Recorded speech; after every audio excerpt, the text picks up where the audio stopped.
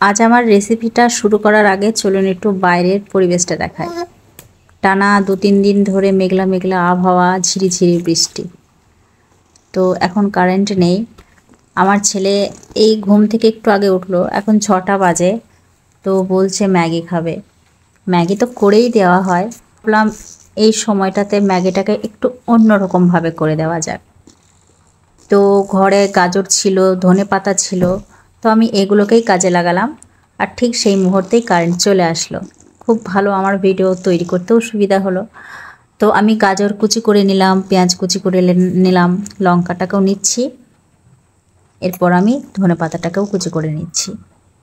এই 2-3টে সবজি যদি অ্যাড করে ম্যাগিটাকে তৈরি করা যায়, তাতে কিন্তু বেশ ভালো, বাচ্চাদের পক্ষেও ভালো আর আমাদেরও খেতে বেশ লাগে।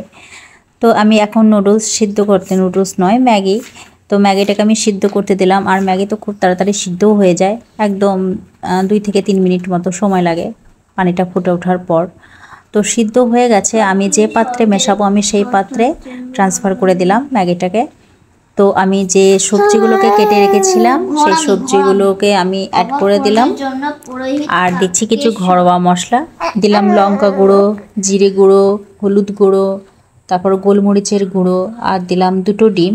তো এই সবগুলোকে ভালো মতো করে মেশাতে হবে। এরপর দিচ্ছি সামান্য লবণ। আচ্ছা, এবার সমস্তগুলোকে আমি একটু ভালো মতো করে মিশিয়ে নিচ্ছি। তো মেশানো হয়ে গেছে, আমার ছেলেও আরেকটু হেল্প করে দিচ্ছে আমার। তো যাই হোক, আমি কড়াইয়ে সামান্য তেল দিলাম। তেল দেওয়ার পর আমি ওই ম্যাগিটাকে দিয়ে দিচ্ছি। তো সেই ডিম যেমন ভাজে আর কি, সেভাবে করেই আমি ভেজে নিচ্ছি। এক দিকটা যখন একটু ভাজা ভাজা হয়ে যাবে তখন উল্টিয়ে দিতে হবে, যাতে পরের দিকটাও ভালো মতোভাবে সিদ্ধ হয়ে যেতে পারে। তো 2 পিঠ ভালো মতো করে সেঁকে সেঁকে ভেজে নিতে হবে। তো দেখুন ভাজা হয়ে গেছে। এরপর আমি একটা প্লেটে তুলে নিচ্ছি। তো বাকি যে ম্যাগিগুলো আছে আমি সেমভাবে ভেজে নিচ্ছি। তো মোট আমার 5টা মতো ভাজা হয়েছিল।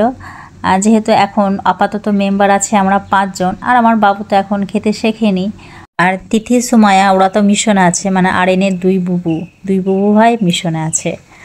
তবে মশলা মাখিয়ে যদি এই ধরনের ম্যাগি তৈরি করা হয় ভাজা ভাজা টাইপের, তো এই বর্ষার দিনে মন্দ লাগে না কিন্তু খেতে। তো আপনারা চাইলে এভাবে করেই তৈরি করে খেতে পারেন, খেতে কিন্তু অসাধারণ লাগে।